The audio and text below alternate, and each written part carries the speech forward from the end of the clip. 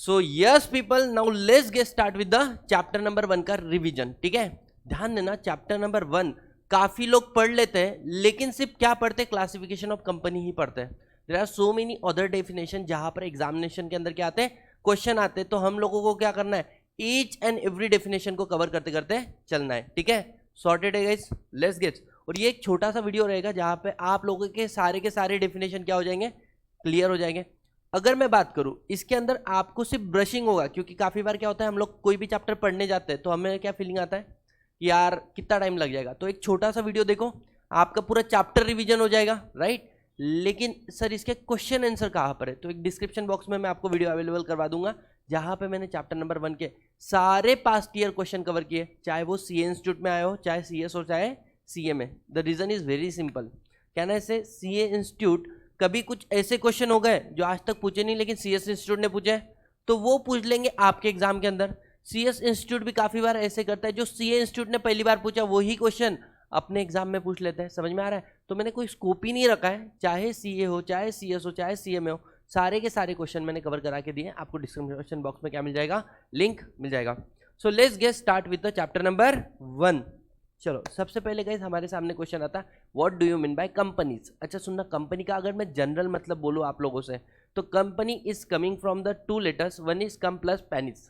Sir इसका मतलब coming together. अच्छा, लोग क्यों आते थे, to have bread, to have a meal. अच्छा मुझे एक बात बताओ, जब भी आप खाना खाने के लिए बैठोगे तो लाइक माइंडेड लोगों के साथ में बैठोगे या विचित्र लोगों के साथ बैठोगे? ऑफ कोर्स लाइक माइंडेड लोगों के साथ में बैठोगे ना। So coming together to have meal, but to earn the meal you have to do business, you have to earn money, and once you earn the money, can I say you have meal, yes or no? तो इस basic idea से company का origin हुआ था, com plus panis, coming together to have meal. समझ में आ रहा है? बट आज के डेट में अगर कोई मुझे पूछता है, sir as per companies act 2013 company का मतलब क्या है, तो कहाँ पे लिखा है guys, section 2 clause 20। Section 2 clause 20 क्या बोलता है, कंपनी मीन्स अ कंपनी। अच्छा, जब भी डेफिनेशन के अंदर कौन सा वर्ड आ रहा है, मीन्स, इसका मतलब वो डेफिनेशन कैसी है, रिस्ट्रिक्टिव या एक्सटेंसिव? सर रिस्ट्रिक्टिव डेफिनेशन है, इसका मतलब जितना लिखा है सिर्फ उतना ही दिमाग लगाना है, उससे ज्यादा दिमाग लगाना नहीं है। तो what do you mean by company guys? Company मतलब, sorry, company means company incorporate under this act. This act का मतलब कंपनीज एक्ट 2013 और एनी प्रीवियस कंपनी लॉ। मतलब सर कंपनीज एक्ट 1956 के 2013 के पहले there is act called company act 1956। Sir company act 1956 के पहले there is act called company act 1913। तो डोंट यू थिंक सबसे पुराना कंपनी लॉ कौन सा है, companies act 1850। Are we understanding guys, yes और no? In short what they mean to say, company मतलब इंडियन कंपनी, कंपनी मतलब Indian company. For example Amazon, क्या ना से इनकॉर्पोरेट आउटसाइड इंडिया, तो क्या वो कंपनी एक्ट 2013 में बना है क्या? ना। क्या वो पुराने कंपनी एक्ट में बना है क्या इंडिया के? ना। तो क्या वो कंपनी है? नहीं, वो क्या है, फॉरेन कंपनी। थोड़ी देर के बाद में समझेंगे। पहला डेफिनेशन क्लियर हुआ गाइस आप लोगों को, company means a company incorporate under this act और एनी प्रीवियस कंपनी लॉ। अब ये जो फीचर वीचर ये एकदम फाउंडेशन लेवल पे होता है, तो I am not going to revise the features of the company. इसके अलावा कुछ मैंने दिया हुआ है आप लोगों को। अच्छा, एकदम बेसिक वाला क्वेश्चन मेरा है, क्या कंपनी पर्सन है या नहीं है? Whether company is a person और not? Yes, company is a person. कौन सा पर्सन है? Artificial person. अच्छा, कंपनी का क्या रेसिडेंस होता है क्या? यस। कैसे डिसाइड करते हैं? जहां पर जनरली उसके बोर्ड मीटिंग, जनरल मीटिंग होते हैं, उसके हिसाब से हम लोग कंपनी का रेसिडेंशियल स्टेटस डिसाइड कर सकते हैं। अच्छा, कंपनी की नेशनलिटी होती है क्या? हम बोलते हैं ना, वन प्लस चाइनीज कंपनी है, बराबर, अमेरिकन कंपनी है, जापानीज कंपनी है, इंडियन कंपनी है। इट मीन्स कंपनी की नेशनलिटी होती है, yes, the place where it got incorporated. लेकिन क्या कंपनी सिटीजन है क्या? Answer is no, company is not a citizen, because once you say company is a citizen, there are so many right that is available to citizen of India, right, through constitution। क्या आप वो सारे right company को दे सकते हो क्या, vote करने का एंड ऑल? नो। ठीक है, यहाँ तक। फिर history of company law not relevant. Company law administration के अंदर सिर्फ एक बात समझना, जैसे कंपनी को एडमिनिस्ट्रेशन करने के लिए don't you think we need a body? अरे यस और नो? तो सबसे ऊपर हमारे पास है मिनिस्ट्री ऑफ कॉर्पोरेट अफेयर्स, जिसको हम लोग सेंट्रल गवर्नमेंट भी बोलते हैं for the purpose of companies act. MC के नीचे आ जाता है कौन, आपका रीजनल डायरेक्टर, आरडी। समझ में आ रहा है? और यहाँ पर मैंने आपको 7 आरडी जो इंडिया के अंदर है उसका लिस्ट दे दिया है। सर इसके आरडी के नीचे कौन आ जाता है? ROC. And there are total 24 ROC जिसका मैंने आपको क्या कर दिया, लिस्ट अवेलेबल करवा के दे दिया है। इन शॉर्ट अब कम टू सेक्शन नंबर 1, हम लोग कहाँ पर आ रहे हैं, सेक्शन नंबर 1।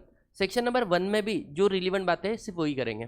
दिस एक्ट में बी कॉल्ड एज, इस एक्ट को क्या नाम से पहचानोगे, कंपनीज एक्ट 2013। अच्छा, दिस एक्ट एक्सटेंडेड कहाँ तक एप्लीकेबल है guys, whole of the India. अच्छा, ये एक्ट कमेंस कब से हुआ था, तो try to understand. Section number 1 immediately in force हुआ था, अरे यस और नो, तो जैसे ही ऑफिस क्या बोल सकते हैं, प्रेसिडेंट का कंसेंट मिला था सेक्शन ऑन 29 अगस्त 2013 को, क्या ना ऐसे 30 अगस्त में ऑफिशियल गैजेट में आ गया सेक्शन नंबर 1, तो इमीडिएट एप्लीकेबल हो गया। और सर रिमेनिंग सेक्शन, तो बोले remaining section time to time decide करेंगे कब एप्लीकेबल करवाने हैं, ठीक है, that's it. Sir companies act किस किस के ऊपर एप्लीकेबल है, शॉर्टकट में बताओ। नंबर 1 सर क्या ना ऐसे कई कंपनी, अगर कंपनी एक्ट 2013 में बनी है उसके ऊपर कंपनी एक्ट एप्लीकेबल है, यस। अगर कोई कंपनी पुराने कंपनी लॉ में बनी है, प्रीवियस कंपनी लॉ, उसके लिए ऊपर भी कंपनी एक्ट एप्लीकेबल है, yes. Sir banking company, electricity company, sir insurance company, या कोई ऐसी कंपनी जो किसके अंदर बनी है, स्पेशल एक्ट के अंदर बनी, क्या ना ऐसे कंपनीज एक्ट उनको भी एप्लीकेबल है। अच्छा सुनना, इंश्योरेंस कंपनी का अपना लॉ है, बैंकिंग कंपनी का अपना लॉ है, ऐसी कंपनी जो एंगेज है किसमें, जनरेशन और सप्लाई ऑफ इलेक्ट्रिसिटी, उनका अपना लॉ है, या स्पेशल एक्ट बोल रहे तो स्पेशल लॉ है कि नहीं है। तो अगर कल जाके इनकंसिस्टेंसी आ जाती है कंपनी एक्ट 2013 और स्पेशल लॉ में, हम लोग किसको सुनेंगे, हम लोग सुनेंगे special law. Why, because company act आपके लिए सेकेंडरी हो जाएगा, आपका स्पेशल लॉ सामने आ जाएगा, समझ में आ रहा है। तो special law shall prevail over general law, that is. एक बेस्ट एग्जांपल मैं आपको बताता हूं, जैसे अगर आपको कंपनी में प्रेफरेंशियल इशू करना है तो मैक्सिमम कितने साल का इशू कर सकते हो, 20 साल का कर सकते हो।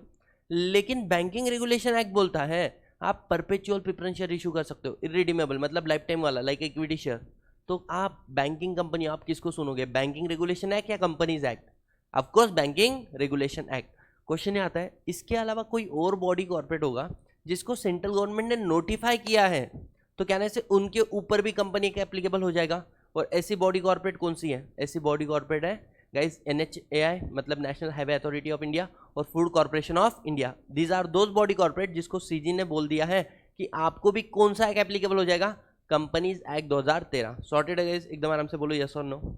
सर नेक्स्ट पॉइंट हमारे सामने आ रहा है कुछ डेफिनेशन। अब मैं सारी की सारी डेफिनेशन आप लोगों को मोटा मोटी करवा के दे दूंगा, और जो भी रिलीवेंट डेफिनेशन है उसको मैंने क्या कर दिया गाइस, ग्रीन वर्ड से क्या कर दिया, हाईलाइट कर दिया है। सॉर्टेड, एकदम आराम से फोकस करना।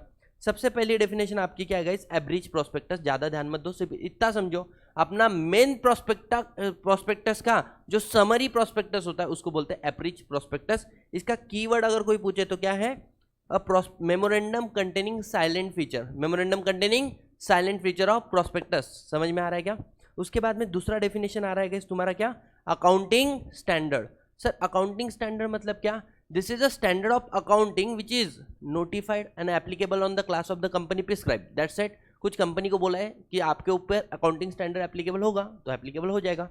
अगर मैं मोटा मोटी आपको बताऊं तो अगर आप सेक्शन 133 पढ़ोगे तो आपको पता चलेगा institute of chartered accountant of India recommend करती है क्या, तुम्हारे अकाउंटिंग स्टैंडर्ड किसको, सेंट्रल गवर्नमेंट। और सेंट्रल गवर्नमेंट ही अकाउंटिंग स्टैंडर्ड एप्लीकेबल करेंगे, लेकिन डायरेक्टली नहीं कर सकते, उनको कांटेक्ट करना पड़ेगा, कंसल्ट करना पड़ेगा किसके साथ में, NFRA। समझ में आ रहा है गाइस, यस और नो। और उसके बाद में वो अकाउंटिंग स्टैंडर्ड एप्लीकेबल हो जाएगा। ये वाला पॉइंट समझ में आया क्या मोटा मोटी। चलो आगे बढ़ो। Sir what is article of association. जब भी कंपनी बनती there are 2 important document without which company can not be form. Number 1 is memorandum of association, number 2 is article of association. अच्छा मैंने कंपनी बनाई उस समय में जो आर्टिकल फाइल किया, क्या ना ऐसे वो मेरा ओरिजिनल आर्टिकल था, लेकिन क्या भविष्य में मैं मेरे आर्टिकल को चेंज कर सकता हूँ कि नहीं कर सकता हूँ, कर सकता हूँ। तो आर्टिकल का मतलब क्या है, article as originally form, article means article of association as originally form मतलब जैसे तुम बनाए थे, या alter from time to time जो समय समय पे क्या होता रहा है, चेंज होता रहा है, उन दोनों को भी हम लोग क्या बोलेंगे, आर्टिकल ही बोलेंगे। समझ में आ रहा है गाइस, यस और नो, इजी है। अच्छा जैसे फॉर एग्जांपल इतना समझो तुम लोग, जब तुम्हारा जन्म हुआ तो तुम तुम्हारे मम्मी पापा के साथ में थे, और तुम्हारा शादी हो गया है तो अब तुम तुम्हारे मम्मी पापा के साथ में हो या नहीं हो। इसका मतलब क्या तुम तुम्हारे मम्मी पापा के बच्चे हो या नहीं हो, फिर भी बच्चे हैं ना। वैसे ही बोला है, just because you got alter that does not mean you are not article of association, you are still article of association. समझ में आ रहा है गाइस, यस और नो। आगे बढ़ो। अब आ रहा है इंपॉर्टेंट वाला डेफिनेशन, यहां से एग्जाम में बन सकता है क्या क्वेश्चन। जस्ट होल्ड ऑन, मेरे को मेरा पेन निकालना पड़ेगा। ओके, एसोसिएट कंपनी, कौन सा डेफिनेशन देख रहे हैं हम लोग, एसोसिएट कंपनी का। यहां पर देखो, फोकस करो सीधा सीधा। अगर मैं एसोसिएट कंपनी के बारे में आपको बोलूं, अगर मानो एक कंपनी है जिसने दूसरे कंपनी के अंदर क्या रखा है, सिग्निफिकेंट इन्फ्लुएंस रखा हुआ है। What is significant influence? At least 20%, at least 20% total voting power आपके पास है, लेकिन नॉट बियॉन्ड 50%। वाई? बिकॉज जैसे ही 50% से ज्यादा चल जाएगा तो वो आपकी क्या बन जाएगी, सब्सिडरी बन जाएगी। तो मानो कंपनी ए ने कंपनी बी के कितने 20% से लेके 50% तक टोटल वोटिंग पावर अपने पास ले लिया है, तो company A is called investment company. कौन से बोलेंगे, investment. And company B is called associate company. यहां तक समझ में आया गाइस? और यहां पर और एक बात बोला है, associate company includes joint venture. क्या बोल दिया, associate company includes joint venture. Sir joint venture का मतलब क्या, मानो कंपनी ए और कंपनी बी इन दोनों ने मिलकर एक थर्ड कंपनी बनाई, कंपनी सी। ऐसे हमने काफी एग्जांपल देखे, hero Honda, hero plus Honda मिलकर बनी थी। इसी के अलावा इंडिया के अंदर बैंक है आईसीआईसीआई, और फॉरेन की एक इंश्योरेंस कंपनी है प्रूडेंशियल लाइफ इंश्योरेंस। इन्होंने मिलकर क्या बनाया, आईसीआईसीआई प्रूडेंशियल लाइफ इंश्योरेंस। समझ में आ रहा है क्या? तो जो आपका रिजल्ट ऑफ जॉइंट वेंचर है उसको भी हम लोग क्या बोलेंगे, associate company. Are we understanding guys, yes और नो? लेकिन ध्यान देना, अब यहाँ पर एक सबसे टेक्निकल बात जो मैंने आपको पहले भी बताई थी, अभी भी बता रहा हूँ। मान के चलो this is a company A limited and this is a company B limited. Company A limited ने कंपनी बी लिमिटेड के कितने टक्के शेयर ले लिए गाइस, 30% शेयर। तो नॉर्मली आप क्या बोलोगे, कंपनी बी लिमिटेड क्या बन गई, एसोसिएट कंपनी बन गई। लेकिन ध्यान देना, इस 30% शेयर के अंदर जो ए लिमिटेड है ना, उसका मात्र कितना है, 18%। कितना है, 18%। और सर फिर 12% किसका है, उसने ट्रस्ट के कैपेसिटी में होल्ड किया। ट्रस्ट के कैपेसिटी में होल्ड करना मतलब किसी और ने उसको पैसा दिया इसलिए उसने शेयर लिया। तो एक्चुअली तेरा कितना है, 18% ना। तो ये 30% काउंट नहीं करना है। जब आप एसोसिएट कंपनी का डेफिनेशन देख रहे हो ना, तो जो पैसा तुमने फिड्यूसरी कैपेसिटी में होल्ड किया हुआ है उसको काउंट नहीं करेंगे टू कैलकुलेट व्हाट, 20%। समझ में आ रहा है क्या गाइस? ये वाला बात याद रखना, फिड्यूसरी कैपेसिटी को क्या करेंगे, एक्सक्लूड करेंगे। यहाँ पर डेफिनेशन दिया हुआ है, देख लो एक बार क्या बोला है guys. In relation to any other company means a company in which that other company have significant influence but which is not a subsidiary and it includes joint venture। significant influence का मतलब 20% और more, और joint venture का मतलब guys it's a joint arrangement between the party where both party have right over the that joint arrangement। समझ में आ रहा है guys? आगे, और share held in the fiduciary capacity को count shall not be counted. समझ में आ रहा है? For the purpose of determining what, significant relationship या एसोसिएट का रिलेशनशिप। आगे बढ़ो। अब गाइस हमारे सामने क्या आ रहा है, सेकंड पॉइंट, ऑडिटिंग स्टैंडर्ड। अच्छा, अकाउंटिंग स्टैंडर्ड पढ़ा क्या, एग्जैक्ट ऑडिटिंग स्टैंडर्ड है। क्या बोला है, it is a standard of auditing. और सेक्शन नंबर 143 जब तुम लोग पढ़ोगे तो उसके अंदर power and duties of auditor दिए, और साथ ही साथ में ये बात भी लिखा है किसके बारे में, ऑडिटिंग स्टैंडर्ड के बारे में। अच्छा, ऑडिटिंग स्टैंडर्ड को कैसे अप्लाई करना, कौन एप्लीकेबल करेगी, जो अकाउंटिंग स्टैंडर्ड, मतलब CG has power to prescribe the auditing standard. लेकिन कैसे, वही आईसीआई क्या करेगी, रिकमेंड करेगी सीजी को, सीजी कॉन्टेक्ट कंसल्ट करेगी किसके साथ में, नफरा, और उसके बाद में एप्लीकेबल कर देगी क्या, तुम्हारा ऑडिटिंग स्टैंडर्ड। समझ में आ रहा है यस और नो? एग्जाम के अंदर अगर मैं क्वेश्चन की बात करूं तो अपना एक ही रिलीवेंट सेक्शन हुआ है क्या, एसोसिएट कंपनी, और जो जो एग्जाम में आता है वो सारा मैंने क्या करके रखा हुआ है, हाईलाइट करके रखा है। आगे बढ़े गाइस, चलो। अब इसके बाद में आता है गाइस एथोराइज कैपिटल। अच्छा सुनना, कैपिटल के सारे क्लॉज में ना एक बार ही खत्म कर देता हूँ, इसके बाद में मैं कैपिटल के जितने भी डेफिनेशन आएंगे उसको साथ में कवर करने वाला नहीं हूँ। सबसे ऊपर जो कैपिटल होता है उसको क्या बोलते हैं गाइस, एथोराइज कैपिटल। कहने से एथोराइज कैपिटल कहाँ पर मेंशन होता है, तुम्हारा मेमोरेंडम ऑफ एसोसिएशन। इसी को दूसरा नाम भी दिया गया है, कौन सा, नॉमिनल कैपिटल या फिर registered capital, with which company got register at the time of incorporation. मान के चलो मेरा एथोराइज कैपिटल कितना है, 10 लाख। अब 10 लाख का जो पोर्शन मैंने क्या किया है, इश्यू किया है, that is called issue capital. But जो मान के चलो मैंने कितना इश्यू किया, से फॉर एग्जांपल 8 लाख मैंने इश्यू कर दिया है, 2 लाख अभी तक इश्यू हुआ है क्या, नहीं, that is called unissued capital. लेकिन अपने सिलेबस में ये नहीं है, समझ में आ रहा है? अब जो मैंने इशू किया, जरूरी है पब्लिक पूरा एक ले लेगी? नहीं। तो जितना पब्लिक ने उसमें से ले लिया, पब्लिक ने ले लिया, मान के चलो पब्लिक ने ले लिया 7.5 लाख का, तो ये क्या हो गया मेरा सब्सक्राइब कैपिटल, क्या हो गया? और सर 0.5 मतलब इन शॉर्ट तुम्हारा 50,000 का लिया कि नहीं लिया? नहीं लिया। तो ये क्या हो गया तुम्हारा? ये हो गया तुम्हारा अनसब्सक्राइब कैपिटल। समझ में आ रहा है क्या? अच्छा 7.5 लाख 7.5 लाख सब्सक्राइब किया, इसमें से अब इतना पैसा तुमको आने को मांगता, राइट? आपने पैसा मंगाया, आपने पैसा मंगाया, जो पैसा आपने मंगाया उसको बोलते हैं कॉल्ड अप कैपिटल, और जो नहीं मंगाया उसको अनकॉल्ड कैपिटल। और सर जो कॉल्ड अप में से पैसा क्या ना से आ गया, that is called paid up share capital. अच्छा जितना मंगाया उससे ज्यादा आ गया तो कॉल इन एडवांस, लेकिन तभी ले सकते हो जब आर्टिकल में लिखा होगा। और जितना मंगाया उससे कम आया तो जो कम, जितने से कम आ रहा है that amount is call in arrears. समझ में आ रहा है गाइस? अब इसके बाद में मैं ना कैपिटल से लेके जो भी है वो सारे क्लॉजेस कवर करने वाला नहीं हूँ। कहने से एथोराइज कैपिटल हमारा हो गया, राइट? एग्जाम में कभी पूछेंगे नहीं। अब हमारे पास क्या रहा है? Board of director. अच्छा who is board of director? तो समझना एकदम आराम से, कंपनी के अंदर कौन अपॉइंट होते रहे? डायरेक्टर अपॉइंट होता है। अच्छा in case of public company minimum director कितने चाहिए? 3। In case of private company minimum director 1। In case of 1 person company कम से कम डायरेक्टर 1। समझ में आ रहा है क्या? तो 3, 2, 1। समझ में आ रहा है? तो मुझे एक बात बताओ, इंडिविजुअली तो इनको डायरेक्टर बोलोगे, लेकिन 3 डायरेक्टर एक साथ में, तो क्या ना this is the collective body of the director. अरे यस और no? Collective body of the director is called as board of director. समझ में आ रहा है guys?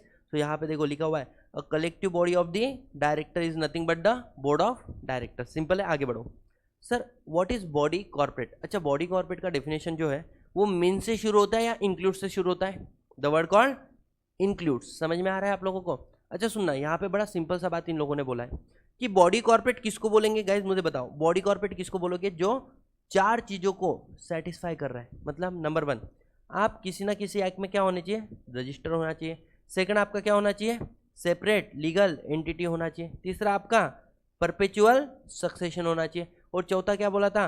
Capacity to sue and be sued. मतलब जो भी कॉर्पोरेशन इन 4 चीजों को सेटिस्फाई करता है, कहने से वो बॉडी कॉर्पोरेट बन जाएगा। मुझे एक बात बताओ, कहने से जो इंडिया की कंपनी है, कंपनी एक्ट में रजिस्टर है, उसके पास ये चारों फीचर होते हैं कि नहीं होते हैं? सो इसका मतलब every company is a body corporate. अच्छा मान के चलो अगर कोई फॉरेन कंपनी है, फॉरेन कंपनी पता है जो बनी बाहर है लेकिन उसका प्लेस ऑफ बिजनेस इंडिया में है, फॉरेन कंपनी भी, तो एग्जाम्पल के तौर पे गूगल, गूगल के भी चारों फीचर है, किसी न किसी एक्ट में रजिस्टर है, सेपरेट लीगल एंटिटी है, परपेचुअल सक्सेशन है, capacity to sue and be sued है। मतलब कहने से foreign company is also body corporate. अच्छा एलएलपी, लिमिटेड लायबिलिटी पार्टनरशिप, कहने से कोई भी एलएलपी है वो भी चारों फीचर को सेटिस्फाई करती है कि नहीं करती है? यस। तो every LLP is also body corporate. समझ में आ रहा है आपको? इसके अलावा मान के चलो SEBI, security exchange board of India, ये तो एक अथॉरिटी, ना ही कंपनी, ना ही फॉरेन कंपनी, ना ही एलएलपी है। Don't you think it is also body corporate और नॉट? वाई?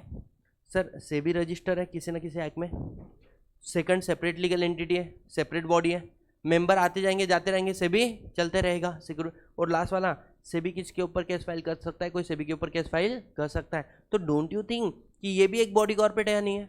इसका मतलब every company is body corporate, every foreign company is body corporate, every LLP is body corporate, but every body corporate need not to be company, every body corporate need not to be foreign company, every body corporate need not to be LLP। तो sir जब हम लोग definition पढ़ते हैं body corporate, उसने बोला है it include company incorporate outside India. अरे इंक्लूड का मतलब वो एग्जाम्पल दे रहे हैं कि इन सब के अंदर, जब मैं बात कर रहा हूँ फॉरेन कंपनी, एलएलपी कंपनी, इनके अलावा वो भी क्या, कोई कंपनी अगर इंडिया के बाहर बनी है उसको भी क्या बोलना है? Body corporate. लेकिन बॉडी कॉर्पोरेट के डेफिनेशन से 2 चीजों को बाहर रखा, क्या? Cooperative society, cooperative society. लेकिन अगर आप कोऑपरेटिव सोसाइटी एक्ट पढ़ो तो section number 9 of cooperative society act बोलता है कोऑपरेटिव सोसाइटी अपने आप में बॉडी कॉर्पोरेट है, वो रजिस्टर है, सेकंड उसका सेपरेट लीगल एंटिटी है। अरे सोसाइटी में लोग आते जाते रहते हैं, फिर भी सोसाइटी चलती कि नहीं, परपेचुअल सक्सेशन है और capacity to sue and be sued है। तो एक्चुअली बॉडी कॉर्पोरेट है या नहीं है, लेकिन कंपनीज एक्ट के लिए cooperative society is not a body corporate, या फिर ऐसी कोई बॉडी कॉर्पोरेट जिसको सीजी ने नोटिफाई कर दिया उसको भी हम लोग क्या नहीं बोलेंगे, बॉडी कॉर्पोरेट नहीं बोलेंगे। गाइज ये बताओ यहाँ तक समझ में आया? तो क्या ना, ऐसे बॉडी कॉर्पोरेट का जो डेफिनेशन है that is also relevant for your examination purpose. अरे यस और नो? यस। अच्छा एक बार बताओ क्या है बॉडी कॉर्पोरेट में? Body corporate include company incorporate outside India, but क्या क्या नहीं आता है? रजिस्टर्ड कोऑपरेटिव सोसाइटी और दूसरा क्या नहीं आता है सर? ऐसी बॉडी कॉर्पोरेट जिसको सीजी ने नोटिफाई कर दिया वो बॉडी कॉर्पोरेट के डेफिनेशन में नहीं आएगी, जैसे कोऑपरेटिव सोसाइटी को नोटिफाई कर दिया। आगे बढ़ो सर। बुक्स एंड पेपर, या क्या बोला है? Books and paper. एकदम सिंपल, यहाँ पे याद रखो। बुक्स का मतलब क्या ना, इसे बुक्स ऑफ अकाउंट भी आ गया। अरे यस और नो?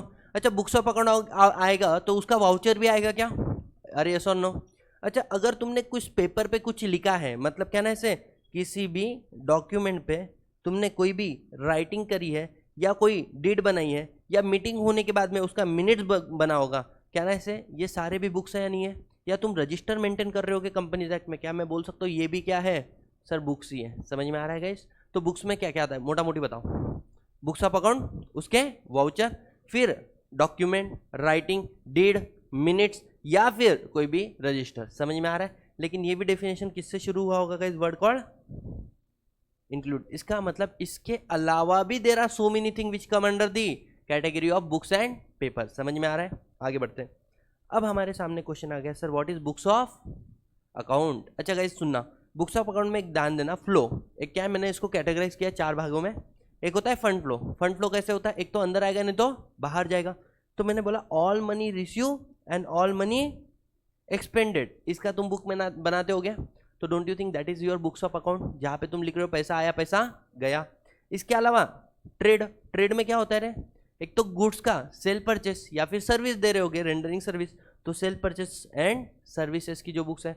इसके अलावा डोंट यू थिंक आप क्या बनाओगे? Balance sheet. तो बैलेंस शीट में क्या रहेगा? Asset and liability, that is also your books of account. और लास्ट वाला पॉइंट क्या बोला है सर? कॉस्ट, मतलब being a cost accountant, don't you think कुछ कंपनी जिसको कॉस्ट अकाउंट मेंटेन करने पड़ते हैं, और जितनी मानो 100 कंपनियों को कॉस्ट अकाउंट मेंटेन करने, उसमें से 50 कंपनियों के ऑडिट होते होंगे हार्डली, ठीक है? तो कहने से कॉस्ट रिकॉर्ड जो मेंटेन करते हैं एज पर सेक्शन नंबर 148, कहने से वो भी बुक्स ऑफ अकाउंट का पार्ट है या नहीं है? अरे यस और no? Yes, that's it, sorted. तो क्या क्या आता है बुक्स ऑफ अकाउंट में? This is the important from your examination point of view. एक तो मनी, और देखो यहाँ पे पढ़ लो, all sum of money received and expended. इसके अलावा and matter in relation to receipt and expenditure, simple. All sales of money, मतलब यहाँ पे sale purchase of the goods and services by company, asset and liability of the company and the item of cost. समझ में आ रहा है जैसे सुनो? आगे बढ़ो। इसके बाद में कॉल्ड अप कैपिटल हमने देख लिया। कॉल्ड अप कैपिटल किसका पार्ट होता है? जो कैपिटल इश्यू हो चुका है और जो सब्सक्राइब हो चुका है उसमें से जितना पैसा तुमने मंगाया। सर इसके अलावा what is the charges? Charges एकदम सिंपल रखो, चार्जेस के चैप्टर में इसको बहुत डिटेल में कवर करेंगे, 1 घंटा तो चार्जेस के डेफिनेशन पे जाता है, ठीक है? सो बोलने का मतलब क्या है, जब भी कंपनी लोन लेती है, कुछ भी लेती है, ठीक है, या किसी को कुछ परफॉर्म करने का प्रॉमिस करती है, उस समय में अगर आपने लोन रिपेमेंट नहीं किया या जो प्रॉमिस तुमने परफॉर्म करने का बात किया वो परफॉर्म नहीं किया, तो सामने वाले को धोखा दिया जाएगा। दे रहे हो तुम, तो ऐसे केस में वो क्या बोलता है, अगर तूने मेरे साथ में धोखा दिया तो आई नीड अ सिक्योरिटी। तो कंपनी क्या करती है, अपनी कोई भी प्रॉपर्टी, एसेट या फिर अंडरटेकिंग को एज अ सिक्योरिटी बोलकर दे देती है। एज अ सिक्योरिटी, सिक्योरिटी किस चीज़ के लिए guys? For repayment of loan या फिर परफॉर्मेंस ऑफ द प्रॉमिस। तो कहने से कंपनी क्या कर रही है, कंपनी अपने ही प्रॉपर्टी के ऊपर किसी और का लियन या इंटरेस्ट क्रिएट कर रही है कि नहीं कर रही है? This is called charge. तो what is charge? Charge is a interest और lien created on the property of the company और its undertaking both as a security including. अच्छा इसके अंदर मॉर्गेज भी आ जाता है। What is mortgage? जब आप किसी को अपनी इमूवेबल प्रॉपर्टी देते हो एज अ सिक्योरिटी तो उसको बोलते हैं मॉर्गेज। अच्छा मुझे एक बात बताओ, ऑनलाइन वाले बच्चों यहाँ तक आपको सारी बातें समझ में आई क्या? मोटा मोटी अपन लोग सारी डेफिनेशन कवर कर रहे हैं, ठीक है? इसके अलावा अगर आप चार्टर्ड अकाउंटेंट कौन होता है? जिसको सीए एक्ट के अंदर डिफाइन किया गया, दैट पर्सन इज चार्टर्ड। देख लो यहाँ पे ये लिखा है, means a chartered accountant define under the chartered accountant act. Who is a CFO, जिस व्यक्ति को सीएफओ बोल के, मतलब कैसा है ना, हु इज हस्बैंड, बोले जिसको हस्बैंड बोलकर एक्सेप्ट कर लिया है।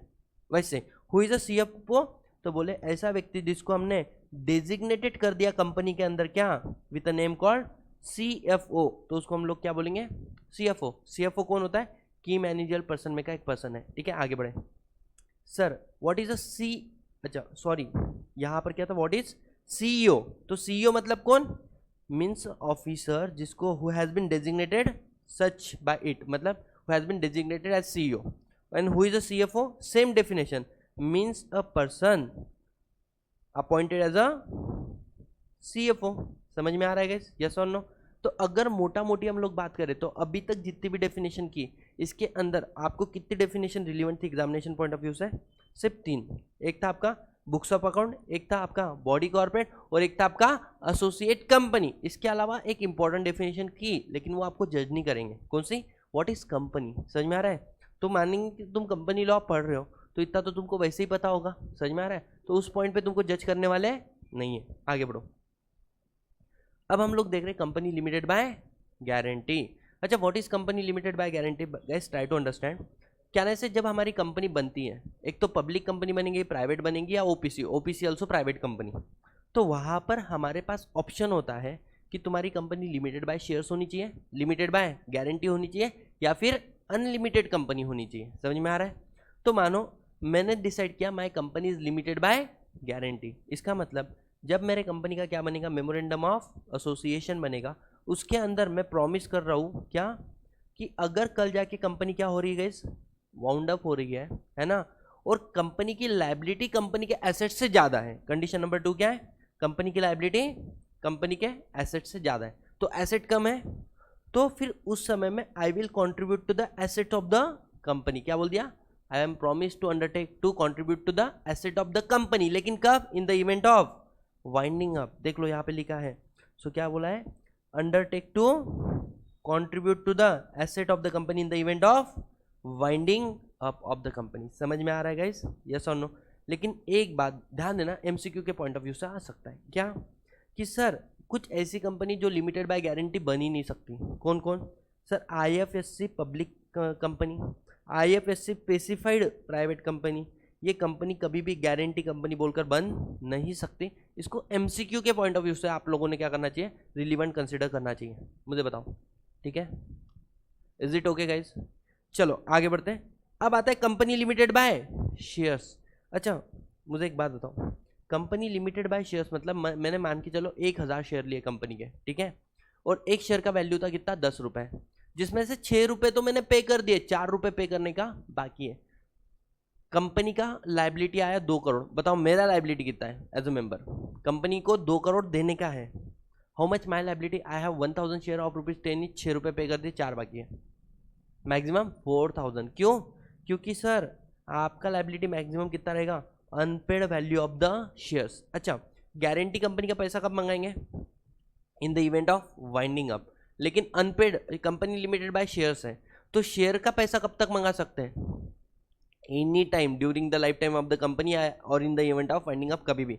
सो time for liability arise any time during the life time और in the event of winding up. एक बार पढ़ लेते हैं, यहाँ पे क्या बोला, means a company liability of member limited to the memorandum amount, और उसमें भी कितना लिखा है, अनपेड ऑन द शेयर्स। समझ में आ रहा है क्या गाइस, आगे बढ़ो।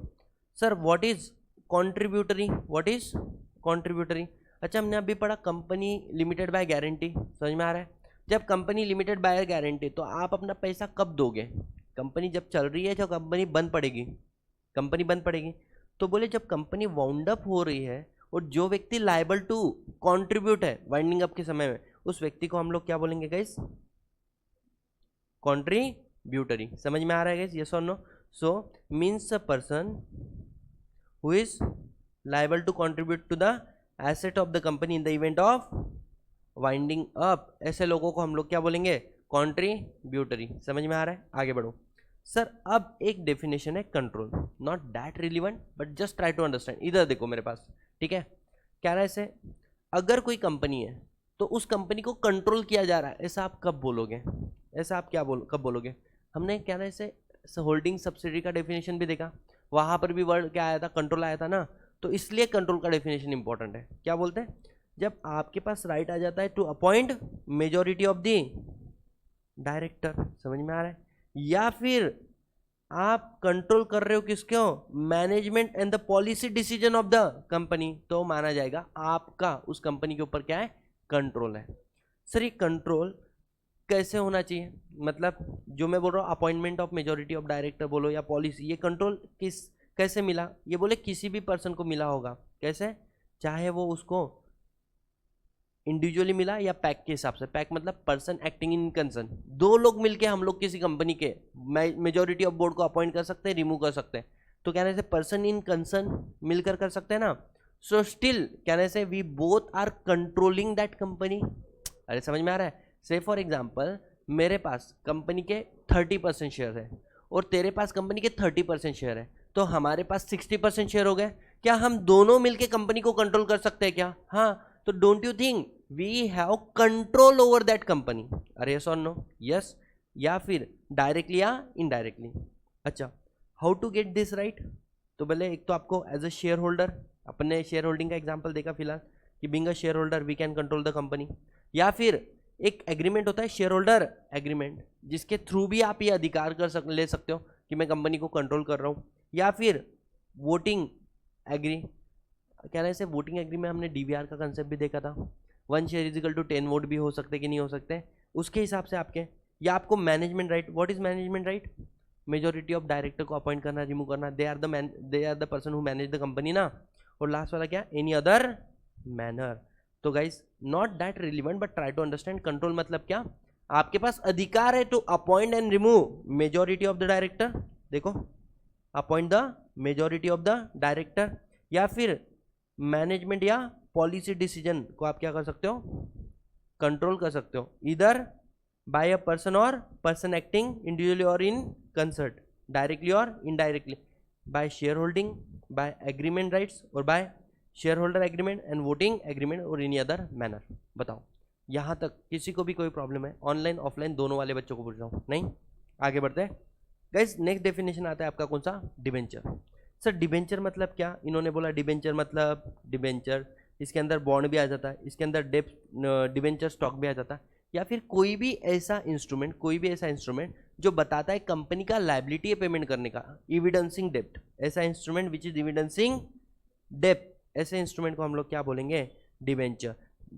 Remember that the definition of debenture start with the word called, समझ में आ रहा है, एक पेन ऑफ पेपर, तुमने प्रॉमिसरी नोट भी दे दिया, से फॉर एग्जांपल, समझ में आ रहा है, प्रॉमिसरी नोट दिया तुमने, I promise to pay 10,000 rupees by next 10th of next month, this is also instrument evidencing डेप्ट, यस और नो, तो ये भी डिबेंचर है या नहीं, हाँ, लेकिन आगे जाके पढ़ोगे तो आरबीआई ने प्रॉमिसरी नोट्स को डिबेंचर के डेफिनेशन से बाहर निकाल दिया, समझ में आ रहा है, तो basically any instrument which evidencing डेप्ट इज अ डिबेंचर, बट इसके अंदर आरबीआई कुछ चीजों को बाहर निकाल सकती है, सीजी कुछ चीजों को बाहर निकाल सकता है, आरबीआई ने कुछ चीजों को बाहर निकाल दिया है, समझ में आ रहा है, आगे बढ़ो।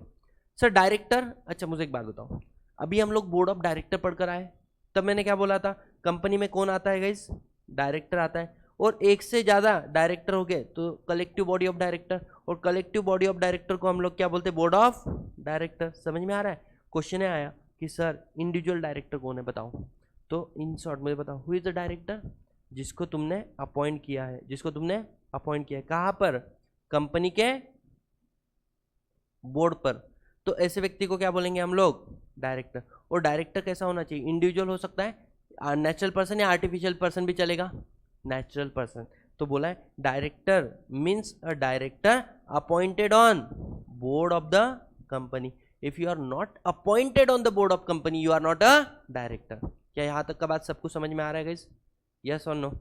इसके बाद में आ जाते हैं हम लोग, सर व्हाट इज डिविडेंड। अच्छा मुझे एक बात बताओ, डिविडेंड का डेफिनेशन इतना रिलेवेंट नहीं, डिविडेंड चैप्टर में इंपॉर्टेंट होता है, तो डिविडेंड मतलब क्या, तो इन्होंने बोला डिविडेंड इंक्लूड इंटीरियम डिविडेंड, खत्म डेफिनेशन, समझ में आ रहा है। बट इन शॉर्ट मैं आपको बताऊं, तो जब हम लोग क्या करते हैं, प्रॉफिट कमाते, टर्नओवर हुआ हमारा, ठीक है, उसमें से हम लोग एक्सपेंडिचर माइनस कर दो तो बच गया हमारा प्रॉफिट, जो प्रॉफिट हम लोग शेयर होल्डर में बांट सकते हैं, the money which is available to distribution as a to share holder called, अरे नहीं रे बाबा कुछ भी बोल रहे हो, उसको बोलेंगे फ्री रिजर्व, समझ में आ रहा है क्या।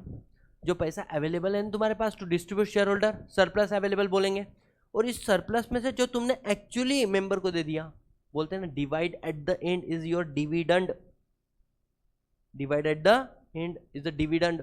तो मैंने क्या बोला, जो पैसा आपके पास अवेलेबल है जिसको आप एज अ डिविडेंड बोलकर दे सकते हो, और जिसमें उसमें से जो पैसा आपने दिया दैट बिकम डिविडेंड। लेकिन डिविडेंड स्टार्ट में मिलता है, एंड में मिलता है। एंड में क्यों, पहले बाहर वालों को खत्म करो उसके बाद में डिविडेंड दो।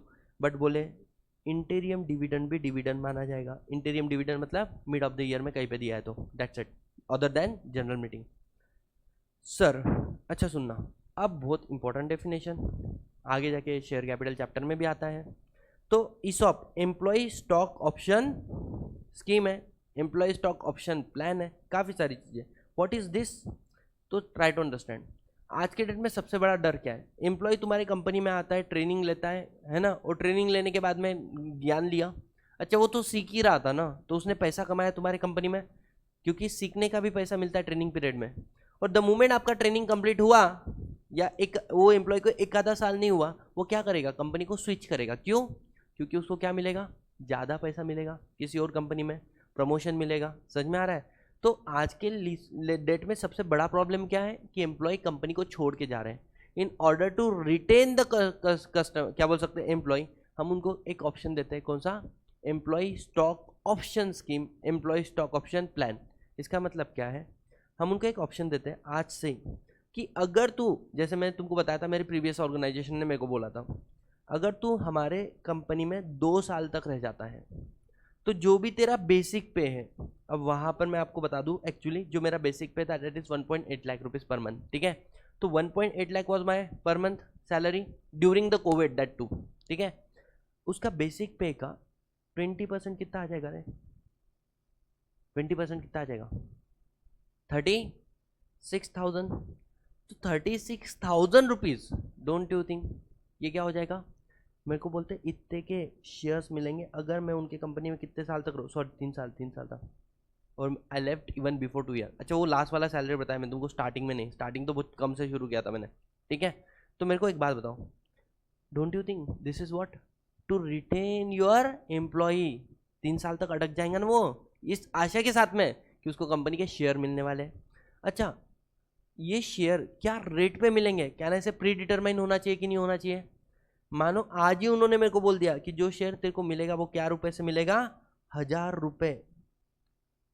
अच्छा मुझे एक बात बताओ, कंपनी की शेयर वैल्यू कितना है, फेस वैल्यू कितना है, 10 रुपए, और मुझे क्या रेट पे मिलने वाला है, 1000 रुपए। तो this is pre determined value हो गया ना ये, अरे नो। अच्छा उस दिन मार्केट में ये शेयर 2000 का चल रहा है, तुमको क्या लगता है मैं लूंगा कि नहीं लूंगा, मार्केट में 2000 चल रहा है, मेरे को 1000 में मिल रहा है, वेदर आई शुड बाय और I should not buy, you should bye.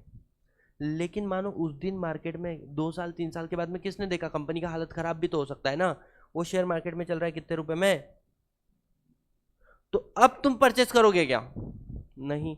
तो क्या ना, इसे आपके पास ऑप्शन होना चाहिए, लेना है तो लो, नहीं तो भाड़ में जाओ। समझ में आ रहा है, this is called employ stock option. Option given, option के अंदर आपको क्या मिल रहा है, ऑप्शन के अंदर आपको मिल रहा है right to purchase, right to subscribe. और दोनों भी ऐसा क्या डिफरेंस इसमें तो है, बहुत जमीन आसमान का है। परचेस मतलब क्या होता है, कोई पुराने शेयर है ऑलरेडी जो कंपनी इशू कर चुकी है, वो शेयर आपको दे रही है, तो परचेस हो गए, किसी एक से लेके दूसरे को दे रही है। या दूसरा क्या होता है, सब्सक्राइब। सब्सक्राइब का मतलब क्या, कंपनी नए शेयर आपको दे रही, तो आप सब्सक्राइबर बन जाते हो। समझ में आ रहा है क्या, तो क्या बोला है, राइट टू परचेस और right to subscribe share of company at future date और एट प्री डिटरमाइन प्राइस। लेकिन ये ऑफर क्या सबको दिया जाएगा, नहीं। तो किसको दिया जाएगा, कंपनी के डायरेक्टर को दे सकते हो, कंपनी के ऑफिसर को दे सकते हो, कंपनी के, लेकिन डायरेक्टर में भी हमेशा याद रखना, कंपनी के डायरेक्टर में आप इंडिपेंडेंट डायरेक्टर को ये वाला ऑप्शन नहीं दे सकते हो। क्यों, ही इज अ इंडिपेंडेंट, उसको शेयर मिलना चालू हो जाएगा तो उसका इंटरेस्ट आ जाएगा ना, he is no more independent. समझ में आ रहा है, इसलिए क्या बोल दिया यहाँ पे, किसको नहीं दे सकता है, इंडिपेंडेंट डायरेक्टर। अच्छा सुनना, कंपनी ये जो स्टॉक ऑप्शन है ये कंपनी के डायरेक्टर ऑफिसर एम्प्लॉय को दे सकते हैं, कंपनी के होल्डिंग कंपनी के ऑफिसर एम्प्लॉय डायरेक्टर को भी दे सकती है, या फिर कंपनी के सब्सिडरी कंपनी के ऑफिसर एम्प्लॉय डायरेक्टर को भी दे सकती है। चाहे आपकी सब्सिडरी इंडिया में हो या चाहे आउटसाइड इंडिया हो, फर्क नहीं पड़ता है, होल्डिंग का इंडिया वाला है सिर्फ। समझ में आ रहा है क्या? Anyone any single problem till this point? Online वाले बच्चों बताओ। सो एक बार पढ़ लो यहाँ पे तुम लोग अपने लेवल पे डेफिनेशन क्या लिखा हुआ है।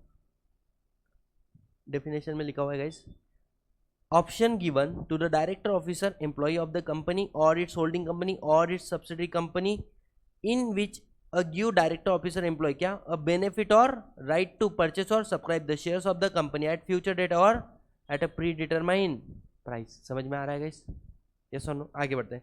एक्सपर्ट मतलब कौन? तो बोल दिया इन लोगों ने हर एक व्यक्ति जो चाहे सीए है, चाहे वो वैल्यूअर है, चाहे वो सीएस है, चाहे वो इंजीनियर है, चाहे वो कॉस्ट अकाउंटेंट है, या कोई भी व्यक्ति जिसको अथॉरिटी है कोई ना कोई सर्टिफिकेट इशू करने का। तो in short any person have right to issue the authority to issue certificate, that person become expert. समझ में आ रहा है? सर मुझे एक बात बताओ ना, वैल्यूअर काय का सर्टिफिकेट देगा? रजिस्टर वैल्यूअर वैल्यूएशन सर्टिफिकेट देता है। सर सीए काय का सर्टिफिकेट दे सकता है? बहुत सारे सर्टिफिकेट दे सकता है। कॉस्ट अकाउंटेंट कॉस्ट ऑडिट वगैरह के लिए सर्टिफाई कर सकता है। सीएस एनुअल रिटर्न को सर्टिफाई कर सकता है।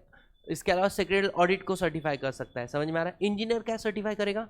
तुमने कंसेप्ट पढ़ा कॉन्ट्रैक्ट कॉस्टिंग, समझ में आ रहा है? कॉन्ट्रैक्ट कॉस्टिंग में वो बताता है ना कितना कंप्लीट हुआ है वर्क, और अकॉर्डिंगली गवर्नमेंट के हिसाब से पैसा सैंक्शन होता है। तो बोलने का मतलब वो भी क्या हो गया?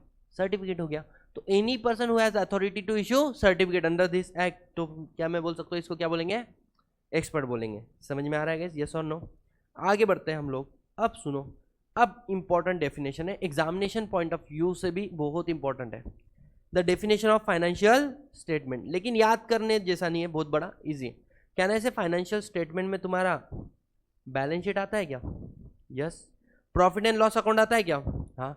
लेकिन अगर तुम्हारा नॉन प्रॉफिट ऑर्गेनाइजेशन है, एनपीओ है, तो फिर क्या प्रॉफिट एंड लॉस अकाउंट आएगा या income and expenditure expenditure statement आएगा? Statement of income and expenditure. Cash flow statement is also your what? Is also your financial statement. और इसके अलावा statement of equity, statement of changes in equity, या फिर explanatory note. तो समझ लेना, कुछ नहीं, ज़्यादा ध्यान रखना। एक सीए का जो बैलेंस शीट तुम्हारे हाथ में है, ऑडिट रिपोर्ट जिसको बोलते हैं, उसमें क्या क्या आता है? सबसे ऊपर बैलेंस शीट होती है। बैलेंस शीट के पीछे क्या रहेगा? प्रॉफिट एंड लॉस अकाउंट रहेगा।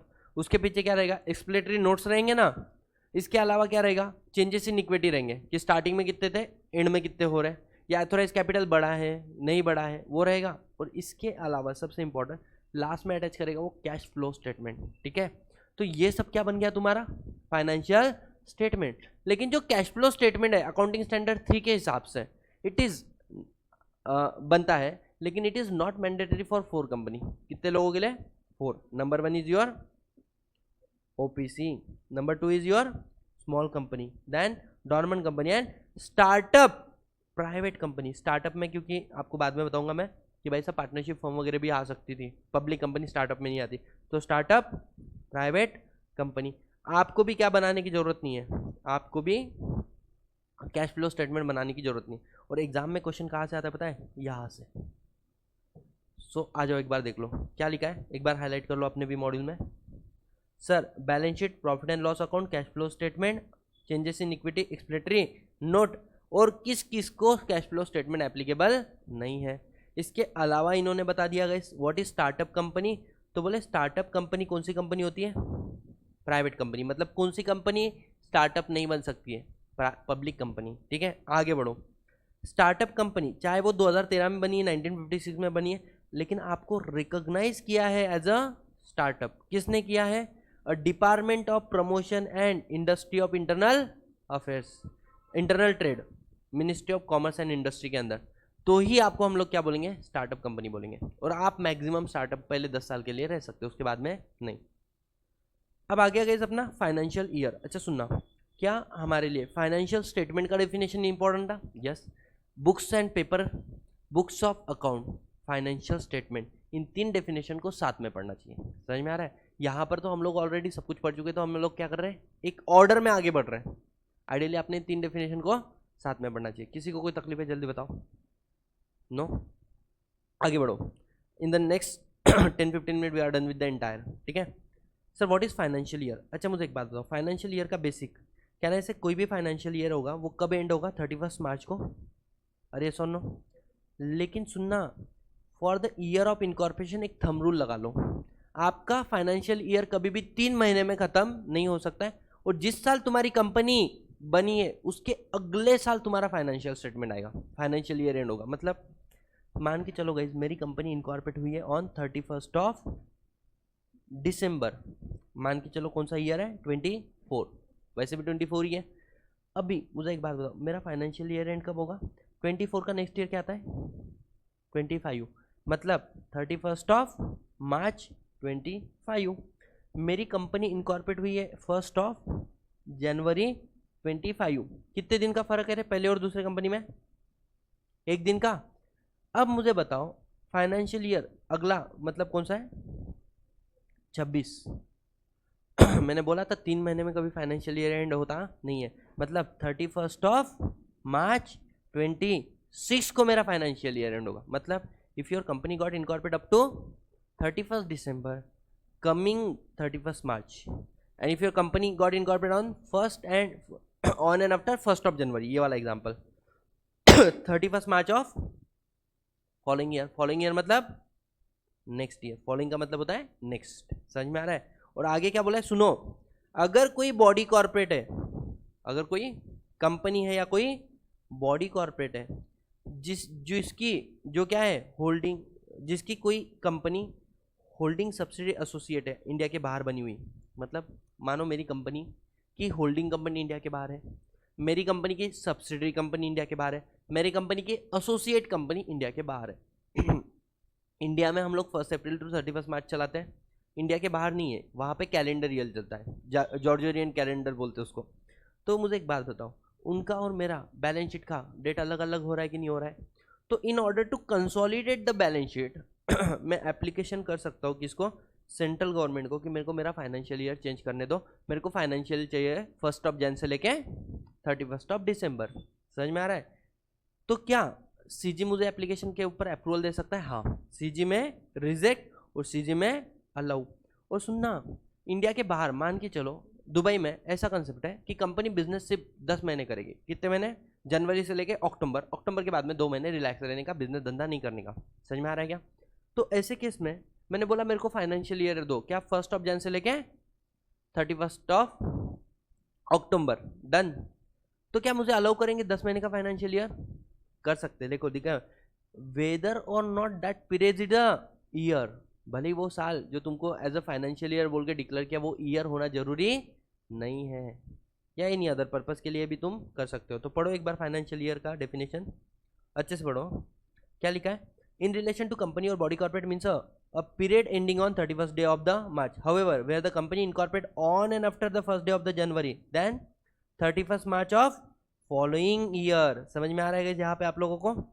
सो in respect of financial year, और यहाँ पे सेम एग्जांपल लिया है 15 दिसंबर और इसका 15 दिसंबर होगा तो कमिंग वाला, और 15 जनवरी होगा तो नेक्स्ट ईयर वाला। समझ में आ रहा है?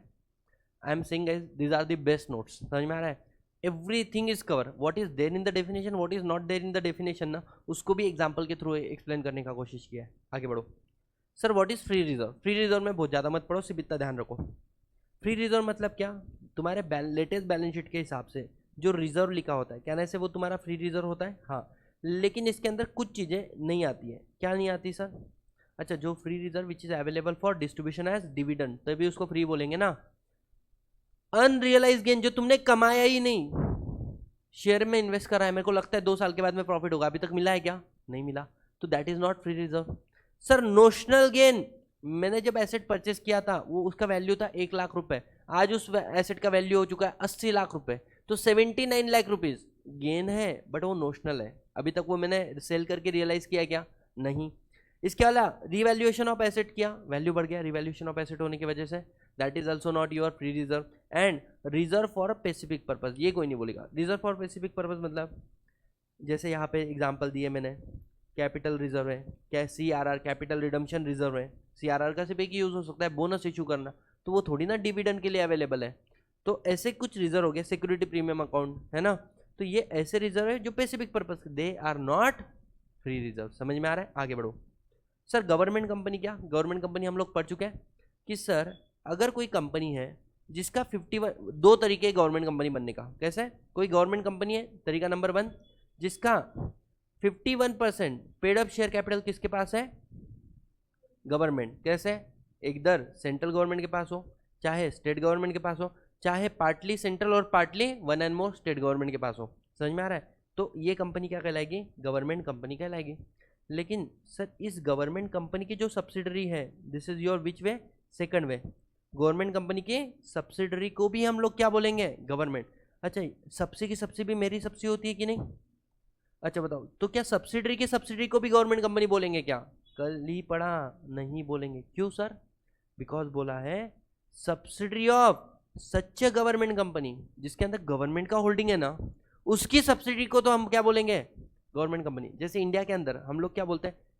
चंपक काका है, चंपक काका का लड़का जेठालाल, जेठालाल का लड़का टप्पू, तो हम लोग क्या बोलते हैं? चंपक काका क्या बोलेंगे? जेठा भी मेरा बच्चा है और टप्पू मेरे बच्चे का बच्चा भी मेरा बच्चा है। लेकिन फॉरेन में ऐसा नहीं है। फॉरेन में वो बोलते भाई अपना बच्चा अपना नहीं है, तो दद्दू तू कैसा क्लेम कर रहा मैं तेरा है? तो इसलिए फॉरेन में क्या बोला है? जिसका बच्चा उसका ही है। मतलब दद्दू है, दद्दू का जो बच्चा है तेरा बच्चा है, बच्चे का जो बच्चा है वो उसके बाप का बच्चा है, दद्दू तेरा बच्चा नहीं है। समझ में आ रहा है क्या? तो यहाँ पे ध्यान देना, सबसी की subsi is not a government company, क्योंकि वर्ड क्या यूज किया है? सच्चा गवर्नमेंट कंपनी। समझ में आ रहा है? यहाँ पे काफी डिटेल में हम लोगों ने क्लास में देखे हुए हैं। सर लेकिन अगर किसी कंपनी में डीवीआर इशू है तो पेड अप शेयर कैपिटल लेना है या टोटल वोटिंग पावर लेना है? Total voting power. लेकिन total voting power status of government company को समझने के लिए लेना है या गवर्नमेंट कंपनी के बेनिफिट के लिए लेना है? बेनिफिट के लिए। ये सब लोग गलत करते हैं, ठीक है? मैंने मिसकंसेप्शन ऑफ गवर्नमेंट कंपनी बोल के यूट्यूब पे वीडियो डाला है, देखना है तो देख लेना। हिस्ट्री ऑफ गवर्नमेंट कंपनी पूरा बताया मैंने। आगे बढ़ते गाइस। होल्डिंग कंपनी यहाँ पे याद आ रहा है? हस्बैंड किसको बोलेंगे? Husband in relation to women means a man of which such women is a wife. वैसे होल्डिंग कंपनी किसी और कंपनी से कनेक्टेड है। Holding company in relation to other company. Holding company क्या है? एक कंपनी जिसकी वो अदर कंपनी क्या है? सब्सिडी कंपनी है। समझ में आ रहा है? आगे बढ़ो। नहीं पूछेंगे एग्जाम में क्योंकि subsidy is more important. What is issued capital? बता दिया। एथोराइज कैपिटल का जो तुमने इशू किया हुआ है उसको।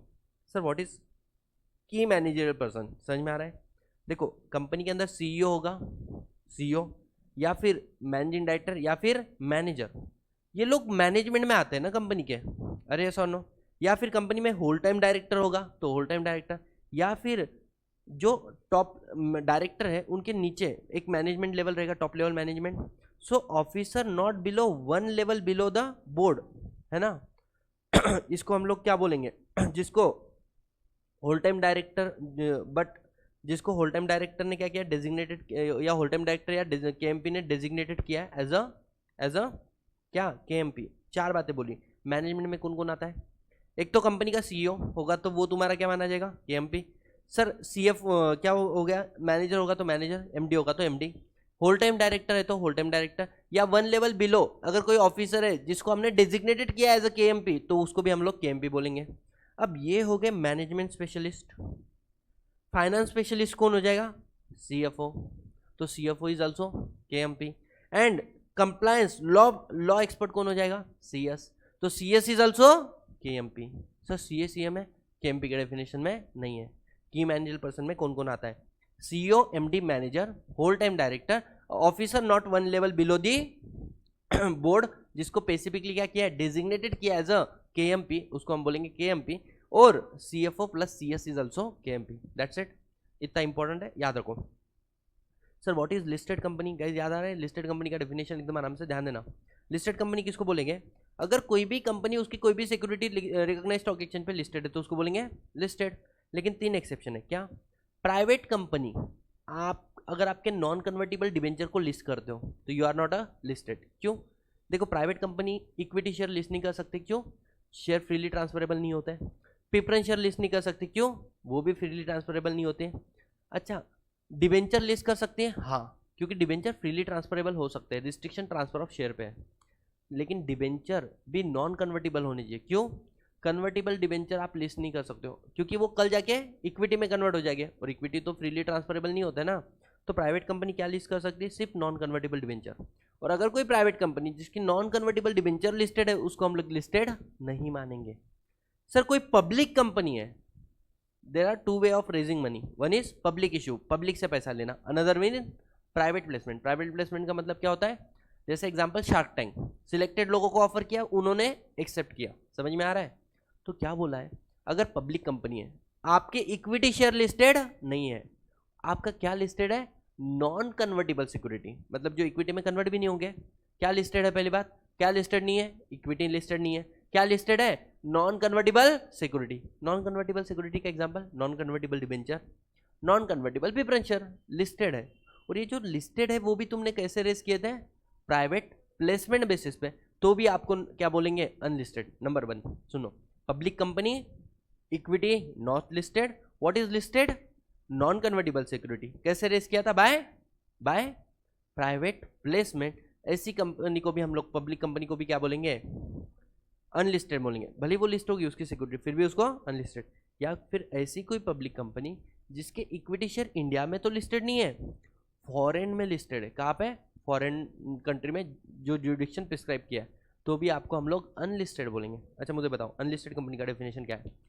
Any company whose any of the security listed on recognised stock exchange called as listed company. 3 exception. Private company अगर आपका NCD non convertible debenture listed है. पब्लिक कंपनी आपके इक्विटी लिस्टेड नहीं लेकिन नॉन कन्वर्टिबल सिक्योरिटी लिस्टेड है जो तुमने private placement से लिए थे. या पब्लिक कंपनी आपकी इक्विटी इंडिया में लिस्टेड नहीं है लेकिन आउटसाइड इंडिया लिस्टेड है, तो भी आपको हम लोग क्या नहीं बोलेंगे? लिस्टेड नहीं बोलेंगे. ऑनलाइन वाले बच्चों समझ में आ रहा है? यस और no? Sir who is manager? Manager के पहले आपको समझना पड़ेगा कि मैनेजिंग डायरेक्टर. ठीक है, हु इज मैनेजिंग डायरेक्टर. नाम के अंदर ही क्या आ रहा है? डायरेक्टर आ रहा है. मतलब मैनेजिंग डायरेक्टर क्या होना चाहिए? डायरेक्टर. अच्छा, मैनेजिंग डायरेक्टर के पास क्या पावर है? Substantial power. Substantial power of, power है इंटरेस्टेड, मतलब उसको दी है. अच्छा, इंटरेस्ट कैसे किया उसको? कैसे इस पावर को दिया? सब्सटेंशियल पावर ऑफ मैनेजमेंट कैसे मिला उसको? एक तो आर्टिकल ऑफ एसोसिएशन में लिखा था, सो एंड सो पर्सन जिसको हम लोग इतना पावर देते कंपनी का, या फिर एग्रीमेंट किया उसने कंपनी के साथ में, या फिर रिजोल्यूशन, चाहे वो बोर्ड का हो चाहे वो जनरल मीटिंग का हो. समझ में आ रहा है? तो 3 कंडीशन है. Condition number 1, he must be director. Condition number 2, उसको इंटरेस्ट किया है, substantial power. Condition number 3, interest कैसे हुआ है? तो सिंपल सी बात है, आर्टिकल, एग्रीमेंट और रिजोल्यूशन. आर्टिकल, एग्रीमेंट और रिजोल्यूशन. समझ में आ रहा है क्या? अच्छा ठीक है, नेक्स्ट पॉइंट क्या बोला है कि sir what is not a substantial power? What is not? तो मुझे एक बात बताओ, कॉमन सील लगाना बहुत बड़ी पावर है क्या? नहीं. अच्छा, किसी को चेक देना कंपनी का, चेक, अच्छा चेक का स्पेलिंग मैंने गलत थी क्या? चेक, कंपनी का चेक ड्रॉ करना, इंडोर्स करना सब्सटेंशियल पावर है क्या? नहीं. अच्छा, निगोशिएबल इंस्ट्रूमेंट ड्रॉ करना और इंडोर्स करना, नॉट अ सब्सटेंशियल पावर. किसी को शेयर सर्टिफिकेट दे देना, is it a substantial power? Not a substantial power. अच्छा, शेयर ट्रांसफर का रिक्वेस्ट आया, मेरे शेयर इसके नाम पे, तो मैंने एग्री किया, रजिस्टर किया, तो it is a substantial power? No. इसके अलावा बाकी के पावर क्या माने जाएंगे? सब्सटेंशियल. इसके अलावा भी बहुत सारी पावर ऐसी जो सब्सटेंशियल नहीं है. फॉर एग्जाम्पल, मैं गया स्टेशनरी परचेस करके लाया, क्लास है, क्लास में स्टेशनरी परचेस करना नॉमिनल है, तो again it is not a substantial power, क्योंकि मैंने यहाँ पे वर्ड लगा etcetera. These are just example. समझ में आ रहा है? सो बताओ कौन है मैनेजिंग डायरेक्टर? डायरेक्टर है जिसके पास सब्सटेंशियल पावर दिया हुआ है. उसको सब्सटेंशियल पावर कैसे मिला है? आर्टिकल, एग्रीमेंट या रिजोल्यूशन. रिजोल्यूशन ऑफ बोर्ड और जनरल मीटिंग. समझ में आ रहा है? You are a managing director. लेकिन पहली कंडीशन तुम्हारा क्या होना जरूरी है? डायरेक्टर. अगर तुम एमडी है और तेरा डायरेक्टर का पोजीशन छीन लिया तो तेरा एमडी का पोजीशन भी चल जाएगा, क्योंकि तू एमडी ही इसलिए बना क्योंकि तू डायरेक्टर है. अच्छा, मैनेजर बड़ा या मैनेजिंग डायरेक्टर बड़ा? मैनेजर बड़ा है मैनेजिंग डायरेक्टर से. समझ में आ रहा है? क्यों? उसके पास सब्सटेंशियल पावर था. इसके पास क्या है? पहली बात, मैनेजर कौन है? इंडिविजुअल है, मतलब आपका डायरेक्टर होना जरूरी नहीं है. सोचो, यू आर एमडी, डायरेक्टर का पोजीशन गया तो तुम्हारा एमडी का पोजीशन भी गया. आप मैनेजर हो और डायरेक्टर भी हो. समझ में आ रहा है क्या? तो अगर आपकी डायरेक्टर की पोजीशन चली भी गई, स्टिल यू आर इंडिविजुअल ना, you can continue as a manager. समझ में आ रहा है? इसलिए क्या बोला है? मैनेजर इंडिविजुअल होना चाहिए, डायरेक्टर होना जरूरी नहीं है. दूसरा, आपके पास सब्सटेंशियल पावर नहीं है. क्या है? होल और substantially, whole of affairs of company, पूरे के पूरे कंपनी तुम्हारे हाथ में, पूरी या पूरे जैसी, होल और सब्सटेंशियली होल. समझ में आ रहा है क्या? तीसरा, फिर फर्क नहीं पड़ता आपको डायरेक्टर बोल रहे हैं, आपको क्या बोल रहे हैं, राम बोल रहे हैं, श्याम बोल रहे हैं, कुछ फर्क. Then whether you are director और any other person occupied the position of manager then it is not matter कि तुमको किस नाम से पुकार रहे हैं। समझ में आ रहा है डिफरेंस? याद देख लेना एक बार। मैनेजर कंपनी का एम्प्लॉय हो भी सकता है, नहीं भी हो सकता है, लेकिन डायरेक्टर कंपनी का अंदर एम्प्लॉय होगा। क्यों? Managing director. क्यों? क्योंकि वो डायरेक्टर है। दूसरा बात क्या बोला है गाइस? जो मैनेजर है need not to be director, whereas managing director must be director. तीसरा क्या बोला है? इसके पास whole of the affairs of company है, इसके पास ओनली सब्सटेंशियल पावर है। ओनली वर्ड आया कि नहीं आया? और एक कंपनी में एक से ज़्यादा मैनेजिंग डायरेक्टर हो सकते हैं, एक कंपनी में एक से ज़्यादा मैनेजर हो नहीं सकता। और सुनना, अगर manager resign as a director he may continue as a manager, but managing director resign as a director he his office as a managing director also get vacated. समझ में आया गाइस? यस और नो? सर मेंबर कौन होता है? जब company बनी तो उसने जिसने सब्सक्राइब किया मेमोरेंडम को, ही इज अ मेंबर। इसके अलावा अगर कोई व्यक्ति राइटिंग में एग्री करता है, उसका नाम रजिस्टर ऑफ मेंबर में एंटर कर दिया, ही इज ऑल्सो मेंबर। या फिर अगर मैं आपको बोलूं कि सर मेंबरशिप के ऊपर मैंने एक अलग से चैप्टर डाला हुआ है पूरा पूरा, ठीक है ना। या फिर अगर एक बंदा है जो क्या कर रहा है कंपनी के शेयर होल्ड कर रहा है और उसका नाम रजिस्टर ऑफ मेंबर में लिखा हुआ है, तो वो भी क्या है? मेंबर है। आगे बढ़ो। सर मेमोरेंडम सेम आर्टिकल और मेमोरेंडम सेम डेफिनेशन है। Memorandum means memorandum as originally frame और alter from time to time. Sorted guys? Easy है। आगे बढ़ो। सर नेटवर्थ क्या है? इधर ध्यान दो, नेटवर्थ में ज़्यादा दिमाग मत लगाओ। सर नेटवर्थ पता ही आप लोगों को, बैलेंस शीट वगैरह अपन निकालते हैं ना, अपना एक्चुअली कितना बनता? आपका paid up share capital company का, इसके अलावा फ्री रिजर्व जो अवेलेबल है वो, सिक्योरिटी प्रीमियम अकाउंट और प्रॉफिट एंड लॉस अकाउंट का जो भी क्रेडिट बैलेंस है, इसको ऐड कर डालो। इसके अलावा माइनस करना कंपनी के अंदर कुछ एक्यूमुलेटेड लॉसेस चलते आ रहे होगे तो, डेफर्ड एक्सपेंडिचर तुम लोगों ने किए है तो हर साल वो एक्सपेंड थोड़ा थोड़ा माइनस करते हैं। या फिर ऐसे कोई मिसलिनियस एक्सपेंडिचर नॉर्मल से प्रीटी कैश बुक बोलते हैं तुम लोग, जिसका तुम लोग सस्पेंड में डाल रहे हो, miscellaneous expenditure which is not return of, उसको माइनस कर लो। जो बचा वो क्या हो जाएगा? तुम्हारा नेटवर्थ। नेटवर्थ में तीन चीज़ों को कंसिडर मत करना। क्या क्या? डर मतलब क्या रहेगा?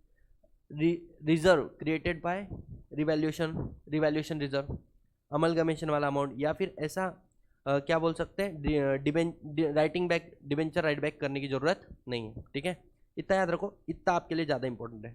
Paid up share capital, free reserve, SPA और पीएनएल माइनस कर लो, एक्यूमुलेटेड लॉस, डेफर्ड एक्सपेंडिचर और एक्सपेंडिचर नॉट रिटर्न ऑफ। समझ में आ रहा है क्या? यस और नो? इसके बाद में मैं ना मेरी ये नोट्स तुमको भेज दूंगा कुछ सिलेक्टेड वेज, इसको आप अपने बुक में ना साइड में नोट डाउन कर लेना। ठीक है सर, ऑफिसर छोड़ दो, ऑफिसर से ज़्यादा इंपॉर्टेंट है ऑफिसर इन डिफॉल्ट। अच्छा सुनना, ऑफिसर इन डिफॉल्ट क्यों इंपॉर्टेंट है आपको पता है क्या? जब अपन लोग एग्जाम क्या बोल सकते हैं, कहीं पे भी कंपनी एक्ट पढ़ेंगे तो वहाँ पे लिखा जाता है एक तो कंपनी लायबल है, ऑफिसर इन डिफॉल्ट लायबल रहेगा। अरे दोनों भी लायबल हो सकते हैं। ठीक है, तो who is officer in default? बोले कंपनी में होल टाइम डायरेक्टर है, जब भी कंपनी में कुछ गलत हुआ तो भाई साहब सुन, तू क्या है ऑफिसर इन डिफॉल्ट, तेरे को पेनल्टी फाइन लगेगी। लेकिन सर सारे के सारे डायरेक्टर कंपनी में कौन सा है? Non executive director, whole time director नहीं है। तो बोले कंपनी में केएमपी है क्या? हाँ, तो केएमपी भी क्या माना जाएगा? Officer in default. सर मेरे कंपनी में ना होल टाइम डायरेक्टर ना केएमपी है, क्या करोगे? तो बोले डायरेक्टर तो हो गए नॉन एग्जीक्यूटिव डायरेक्टर, तो ऐसा जो भी डायरेक्टर जिसने अपना कंसेंट राइटिंग में दिया हुआ है कि I am ready to accept office as officer in default, मतलब कल जाके जो भी फाइन पेनल्टी आएगा मेरे को, लेकिन तुमको लगता है कोई डायरेक्टर ऐसा एक्सेप्ट करेगा? नहीं। अच्छा बोले अगर किसी डायरेक्टर ने ऐसा कंसेंट नहीं दिया ना, सारे के सारे डायरेक्टर क्या मान जाएंगे? Officer in default. नंबर दो बातें हुई, क्या बोला? Whole time director, KMP, if no KMP then the director given consent, if no director given consent all the director is officer in default। आगे बढ़ो। सर कोई पर्सन है जिसको बोर्ड ऑफ डायरेक्टर ने केएमपी ने इंचार्ज किया है responsibility का, मतलब मेंटेनेंस ऑफ अकाउंट का जिम्मेदारी सतीश भाई तेरा है, कंप्लायंस का जिम्मेदारी तेरा है, कल जाके कंप्लायंस से लेके कोई डिफॉल्ट हुआ तो I M officer in default. इसके अलावा ऐसा कोई पर्सन जिसके इंस्ट्रक्शन, एडवाइस और डायरेक्शन पे कंपनी का बोर्ड ऑफ डायरेक्टर कार्य करता है, मानो मैं जैसे जैसे बोल रहा हूँ वैसे वैसे कंपनी काम कर रही है, तो डोंट यू थिंक मेरे कल जाके कोई डिफॉल्ट आया तो मेरी जिम्मेदारी है कि नहीं है? क्योंकि मेरे हिसाब से वो कंपनी चलती है। हाँ, लेकिन इसमें प्रोफेशनल कैपेसिटी वाला बंदा नहीं आएगा। क्यों? अरे सीए जो बोलेगा वो कंपनी को सुनना पड़ेगा। अरे तेरा सुनने की वजह से हमको लॉस हुआ, नहीं बेटा, वो प्रोफेशनल कैपेसिटी में दे रहा है, वो तुम्हारी कंपनी का इंटरनल बंदा नहीं है। समझ में आ रहा है? और लास्ट वाला पॉइंट क्या बोला है? Every director who is aware about the contravention अगर तुमको मालूम है कंपनी में गलत हो रहा है, तुम चुप बैठे वाले हो, उसमें एक्टिवली पार्टिसिपेट कर रहे हो, you are also officer in default. बताओ क्या क्या बोला यहाँ पे, director KMP, no KMP consented director, no consented director all the director. इसके अलावा ऐसा व्यक्ति जिसको रिस्पॉन्सिबिलिटी दिया, इसके अलावा ऐसा पर्सन जिसके एडवाइस से बोर्ड काम करता है, या फिर एवरी डायरेक्टर जिसको जो अवेयर है कॉन्ट्रीब्यूशन। लास्ट वाला पॉइंट, अगर शेयर इशू वाला केस है या शेयर ट्रांसफर वाला केस है तो merchant banker, share transfer agent, registrar, this are person consider as a officer in default. खत्म गाइस, आगे बढ़ो। इतना इनफ है, तुम लोग अंदर पढ़ोगे तो तुमको समझ में आएगा सब कुछ कवर किया है। आगे बढ़ते हैं। 1 पर्सन कंपनी जिसके अंदर मैक्सिमम कितना मेंबर होगा, एक। डायरेक्टर एक से ज़्यादा हो सकते, मेंबर एक से ज़्यादा हो नहीं सकते। Sir ordinary resolution, special resolution section number 114 में जाके पढ़ेंगे जनरल मीटिंग में, ठीक है। सिर्फ इतना समझ लो, vote cast in favour is greater than vote cast against. जितने अगेंस्ट में वोट आए उससे एक वोट भी ज्यादा आ गया, 5 वोट अगेंस्ट में आए, 6 वोट फेवर में आ गया, तो this is called ordinary resolution. समझ में आ रहा है। और सर अगर टाई हो जाता है, 5-5 आ जाता है, तो फिर इधर आ जाता है कास्टिंग वोट, चेयरमैन को एक वोट मिलता है कि तू जो बोलेगा वो फाइनल हो जाएगा अब। और स्पेशल रिजोल्यूशन क्या है, vote cast in favour is a 3 times of vote cast against, मतलब 3 वोट अगेंस्ट में है तो कम से कम स्पेशल रिजोल्यूशन बनने के लिए 9 वोट फेवर में होने चाहिए। समझ में आ रहा है क्या। इधर टाई वाला केस नहीं होता है। Paid up share capital already done. Postal ballot मतलब बोले सेक्शन 110 के अंदर पढ़ेंगे, ठीक है। Sir what is private company, याद है क्या, private company means a company, minimum paid up share capital का कोई रिक्वायरमेंट नहीं है। सेकंड, आप अपने शेयर फ्रीली ट्रांसफरेबल नहीं है, रिस्ट्रिक्शन है, मैक्सिमम मेंबर 200 रहेंगे और आप पब्लिक इशू ला नहीं सकते। लेकिन शेयर सुनना, 200 लोगों में क्या बोला है कि अगर किसी ने ज्वाइंट शेयर होल्डर किया है तो आप हो 2, आप हो 3, लेकिन मानेंगे 1। तीसरा, एक्सक्लूड करेंगे 200 की लिमिट में से, एक्सक्लूड करेंगे किसको, present employ plus past employ, मतलब वो एम्प्लॉयमेंट तो खत्म हो गया लेकिन उसकी मेंबरशिप कंटिन्यू है। समझ में आ रहेगा। सर इसके अलावा promoter, promoter means a person who can मतलब क्या है, सुनना, एक तो उसका नाम कंपनी के प्रोस्पेक्टस में होगा या एनुअल रिटर्न में होगा, समझ में आ रहा है, उसके एडवाइस पे, इंस्ट्रक्शन पे या फिर डायरेक्शन पे बोर्ड ऑफ डायरेक्टर और कस्टम टू एक्ट, उसकी बोलने के हिसाब से बोर्ड ऑफ डायरेक्टर कंपनी के चलते हैं, या फिर जो कंपनी को क्या कर रहा है, कंट्रोल कर रहा है डायरेक्टली इनडायरेक्टली, ऐसे व्यक्ति को क्या बोलेंगे, प्रमोटर बोलेंगे। समझ में आ रहा है गाइस, यस और नो। तो जो कंट्रोल कर रहा है, जो कंपनी को चला रहा है, एडवाइस इंस्ट्रक्शन डायरेक्शन के हिसाब से बोर्ड ऑफ डायरेक्टर काम कर रहे हैं, या फिर जिसका नाम प्रोस्पेक्टस या एनुअल रिटर्न में होगा उसको हम लोग क्या बोलेंगे, प्रमोटर बोलेंगे। आगे बढ़ते हैं। सर प्रोस्पेक्टस मतलब क्या, प्रोस्पेक्टस का चैप्टर है पूरा, तो भी सिर्फ सुन लो। प्रोस्पेक्टस कोई भी डॉक्यूमेंट जिसको हमने डिस्क्राइब किया है और इश्यू किया है एज अ प्रोस्पेक्टस, कोई भी डॉक्यूमेंट को अगर हमने बोला है प्रोस्पेक्टस तो वो प्रोस्पेक्टस है। अरे sir no, it includes types of prospectus, red herring prospectus and shelf prospectus, these are the types of prospectus. और इसके अलावा इन्होंने क्या बोला, अगर कोई भी नोटिस होगी, कोई भी एडवर्टाइजमेंट होगा, कोई भी सर्कुलर होगा जो आपने इशू किया है, जहाँ से आप पब्लिक को क्या कर रहे हो, इन्वाइट कर रहे हो कि उनकी सिक्योरिटी को सब्सक्राइब करो या परचेस करो, तो हम उसको भी हम लोग क्या बोलेंगे, कोई भी डॉक्यूमेंट्स है, तुम पब्लिक को बोल रहे हो हमारी कंपनी के शेयर लो, तो वो भी क्या माना जाएगा, प्रोस्पेक्टस माना जाएगा। समझ में आ रहा है गाइस, 3 बातें बोली, क्या क्या, जिसको इश्यू और डिस्क्राइब किया prospectus, it include red herring prospectus, shelf prospectus and any document, notice, circular, advertisement through which you invite public to purchase और subscribe the securities of the company. खत्म आया, आगे बढ़ो।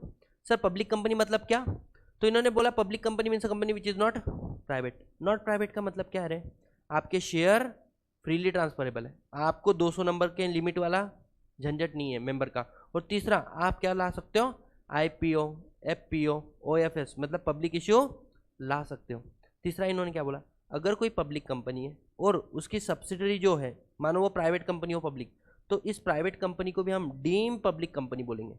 लेकिन एक बात याद रखना, for the purpose of this act, but article में आज भी वो क्या रहेगी, प्राइवेट। मतलब भले ही तो डीम पब्लिक कंपनी है, तेरे को मिनिमम डायरेक्टर 3 लगेंगे, मिनिमम शेयर होल्डर 7 लगेंगे, लेकिन 200 से ज़्यादा मेंबर नहीं बन सकते, तेरे शेयर आज भी ट्रांसफर के ऊपर रिस्ट्रिक्शन होगा और तू आज भी पब्लिक इशू ला नहीं सकती। आर्टिकल के क्लॉजेस तो तेरे वैसे ही रहेंगे। समझ में आ रहा है। सर रजिस्ट्रार ऑफ कंपनी मतलब ROC. Sir registrar same ROC में भी काफ़ी आते हैं, इंटरनल क्या बोल सकते हैं, deputy assistant registrar, deputy registrar काफ़ी आते हैं। गाइज रिलेटेड पार्टी का डेफिनेशन सिर्फ सुनो छोड़ो, ठीक है। देखो कंपनी का जो डायरेक्टर है और कंपनी का जो केएमपी है वो कंपनी के लिए क्या माने जाते हैं, रिलेटिव माने जाते हैं। समझ में आ रहा है, बोलते हैं रिलेटेड पार्टी ट्रांजेक्शन। तो कंपनी अगर कोई ट्रांजेक्शन डायरेक्टर है केएमपी के साथ में एंटर हो रही तो वो रिलेटेड पार्टी हो गई ना। सर अगर मानो कोई पार्टनरशिप फर्म है जिसके अंदर पार्टनर कौन है, कंपनी का डायरेक्टर, कंपनी का मैनेजर या उनके रिलेटिव भी क्या है पार्टनर है, तो वो फर्म भी कंपनी के लिए क्या मानी जाएगी, रिलेटेड पार्टी। सर कोई प्राइवेट कंपनी है जिसके अंदर हमारे कंपनी का डायरेक्टर या मैनेजर क्या है, मेंबर है, तो वो प्राइवेट कंपनी भी कंपनी के लिए क्या मानी जाएगी, रिलेटेड पार्टी। सर कोई पब्लिक कंपनी है जिसके अंदर हमारे कंपनी का डायरेक्टर मैनेजर क्या क्या है, डायरेक्टर है प्लस उसके पास 2% का पेड अप शेयर कैपिटल, तो वो पब्लिक कंपनी भी हमारे कंपनी के लिए क्या मानी जाएगी, रिलेटेड पार्टी। लास्ट में क्या बोला है गाइस, कोई बॉडी कॉर्पोरेट होगी जिसके अंदर हमारे कंपनी के डायरेक्टर और मैनेजर की इंस्ट्रक्शन पे वो बॉडी कॉर्पोरेट काम करती है, मतलब director manager accustom to act, तो ये जो बॉडी कॉर्पोरेट है that body corporate is also what, our related party. और लास्ट में अगर कोई पर्सन है जो हमारे कंपनी के डायरेक्टर मैनेजर को अकस्टम टू एक्ट के को चलाता है, तो वो पर्सन भी हमारे लिए क्या माना जाएगा, रिलेटेड पार्टी। समझ में आ रहा है, तो यहाँ पे रिलेटेड पार्टी किस किस को बोला है, director, KMP, firm, private company, public company, body corporate और पर्सन।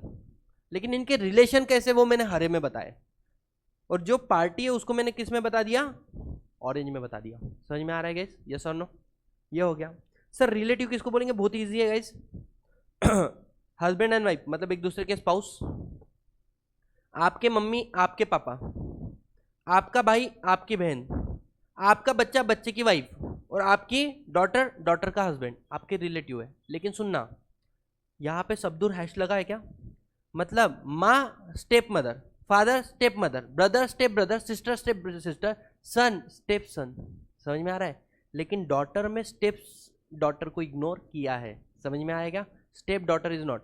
अच्छा आपको पता होना चाहिए कंपनी एक फॉरेन के लॉ से इंस्पायर है, तो वहाँ पे स्टेप रिलेशन आते हैं। वहीं पे अगर तुम इनकम टैक्स एक्ट पढ़ोगे तो वहाँ पे स्टेप रिलेशन नहीं लिए, वहाँ पे किसके रिलेशन, कि एक व्यक्ति का मृत्यु हो जाते कितने लोग उसका शोक मनाते हैं जो घर में भगवान की पूजा नहीं करते हैं, तो that is based upon the concept called Manusmriti. समझ में, Manusmriti, the Manu wife of the Daksha raja है ना, तो उन्होंने जो मनुस्तुति लिखी वाली उसके ऊपर से हमने इंडिया के रिलेटिव का डेफिनेशन बताया अंदर इंडियन एक्ट, क्योंकि इंडिया का इनकम टैक्स एक्ट ईयर क्या 1961, आफ्टर इंडिपेंडेंस आया ना, कंपनी एक्ट 1850 से चलते आ रहा है।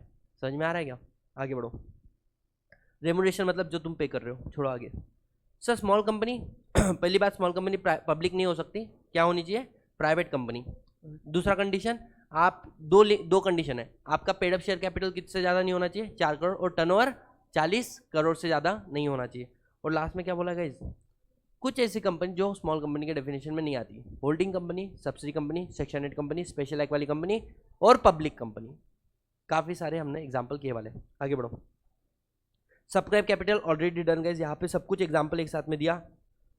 एथोराइज क्या होता है, सब्सक्राइब क्या होता है, इश्यू क्या होता है, कॉल्ड अप क्या होता है, पेड अप क्या होता है। नीड नॉट टू से this is the best book. समझ में आ रहा है सर सब्सिडी कंपनी मतलब क्या, सुनना, सब्सिडी कंपनी एक कंपनी है जिसके अंदर होल्डिंग कंपनी ने क्या किया है, number 1 more than half of total voting power लेके रखा है, या फिर नंबर 2 आप उस कंपनी के बोर्ड ऑफ डायरेक्टर के कंपोजिशन को कंट्रोल कर रहे हो। समझ में आ रहा है, तो वो कंपनी आपकी क्या कहलाएगी, सब्सिडरी कंपनी। अच्छा जो टोटल वोटिंग पावर है या बोर्ड ऑफ डायरेक्टर का कंट्रोल है, ये होल्डिंग कंपनी को बोला है तू डायरेक्टली कर या फिर together with 1 and more subsidy, मतलब इनडायरेक्टली कर, चलेगा। समझ में आ रहा है, लेकिन इधर भी क्या काउंट नहीं करना है, फिड्यूसरी रिलेशनशिप काउंट नहीं करना है। और होल्डिंग कंपनी सब्सिडी कंपनी में हमेशा एक बात रखना याद, भले ही आप सब्सिडी कंपनी को कंपनी बोला है, बट यहाँ पे कंपनी नहीं पढ़ते हुए क्या पढ़ना है तुम लोगों ने, बॉडी कॉर्पोरेट पढ़ना है। समझ में आ रहा है, यस और no, and we are almost done with all the definition. Sweat equity share इतना याद रखो कि अगर कोई कंपनी है और उसका जो एम्प्लॉय है, इसके पहले ईसॉप देखा था, ईसॉप क्यों दिया, आपको कंपनी में रोकने के लिए।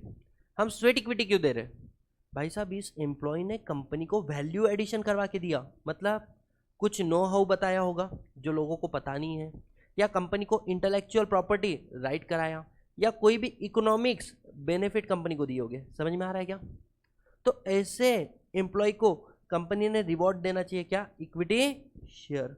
ये इक्विटी शेयर क्यों मिला, बिकॉज एम्प्लॉय ने तुम्हारे लिए क्या बहा है, पसीना, स्वेट। समझ में आ रहा है क्या, तो ये बन गया स्वेट इक्विटी शेयर। समझ में आ रहा है, स्वेट। अच्छा, स्वेट इक्विटी शेयर तुम एम्प्लॉय को डिस्काउंट पे भी दे सकते हो, मतलब 10 रुपये फेस वैल्यू है, तुम उसको 6 रुपये में दे रहे हो, चलेगा, चल सकता है। या फिर फ्री में भी दे रहा है। फ्री में क्यों दिया, क्योंकि उसने तुमको कंसिडरेशन अदर देन कैश दिया है ना। पढ़ो एक बार। Means equity share issued by company to its director employ at discount और for consideration other than cash, providing their know how या फिर इंटेलेक्चुअल प्रॉपर्टी राइट और वैल्यू एडिशन। समझ में आया। आगे सर, टोटल वोटिंग पावर कल हम लोगों ने ऑलरेडी देख लिया क्या, पेड अप शेयर कैपिटल और total voting power. Paid up share capital में हम लोग क्या बोलते हैं, 1 share is equal to 1 vote. Total voting power में कहने से डीवीआर आ जाएगा, सुपीरियर वोटिंग राइट और इंफीरियर वोटिंग राइट, मतलब लोअर वोटिंग राइट। तो कहने से ऐसा हो सकता है 1 share is equal to 5 vote या फिर 5 share is equal to 1 vote. तो यहाँ पर टोटल वोटिंग पावर मतलब एक्चुअली आप कितना कंट्रोल करते हो कंपनी में। समझ में आ रहा है क्या। ट्राइब्यूनल मतलब एनसीएलटी, टर्नओवर मतलब टोटल सेल परचेस से जो रियलाइज हुआ। अनलिमिटेड कंपनी में आपकी लाइबिलिटी कितनी होती है गाइस, जितने से आपकी एसेट शॉर्टफॉल है लाइबिलिटी के सामने। लाइबिलिटी 2 करोड़ है, एसेट 1.5 करोड़ है, तो शॉर्टफॉल कितने से हुआ है, 50 लाख।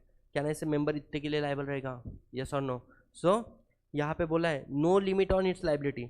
अगर मानो ये एसेट जो थी ये बन जाती है 1 करोड़ की, तो मेंबर की लाइबिलिटी कितना, remaining 1 crore.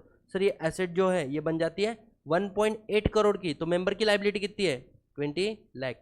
So there is no limit on liability. और लास्ट वाला पॉइंट क्या है guys, voting right. Voting right मतलब right of member of the company to vote in the meeting, चाहे वो मीटिंग में वोट करे, चाहे वो पोस्टल बैलेट या घर पे आपके लेटर आ रहा है उसके ऊपर वोट करके आप दे रहे हो। All are the voting right. That's it. With this we are done with your chapter number 1। anyone any single problem till this point, all the definition are done and dusted. thank you so much guys। अब जितने भी लोगों को इसके question answer देखने हैं तो एक वीडियो है यूट्यूब पे मेरा, डिस्क्रिप्शन में लिंक दे रहा हूँ, उसको देख लेना, ठीक है, डन।